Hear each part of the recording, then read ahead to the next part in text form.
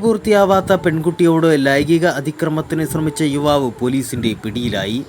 ചെങ്കുളം പുന്നക്കോട് ശശിവിലാസത്തിൽ അരുണാണ് ഇരവിപുരം പോലീസിന്റെ പിടിയിലായത്.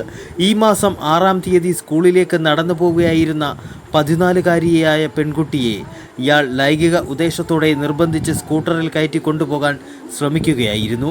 പെൺകുട്ടിയുടെ പരാതിയെ തുടർന്ന് കേസ് രജിസ്റ്റർ ചെയ്ത് ഇരവിപുരം പോലീസ് CCTV ദൃശ്യങ്ങളുടെയും മറ്റ് തെളിവുകളുടെയും സഹായത്തോടെ പ്രതിയെ തിരിച്ചറിയുകയായിരുന്നു.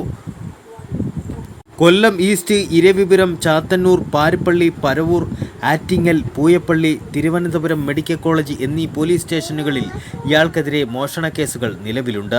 ഇരവിപുരം പോലീസ് ഇൻസ്പെക്ടർ രാജീവിൻ്റെ നേതൃത്വത്തിൽ SI-മാരായ ജയേഷ്, സക്കീർ, CPO-മാരായ അനീഷ്, സുമേഷ് എന്നിവരടങ്ങിയ പോലീസ് സംഘമാണ് പ്രതിയെ അറസ്റ്റ് ചെയ്തത്.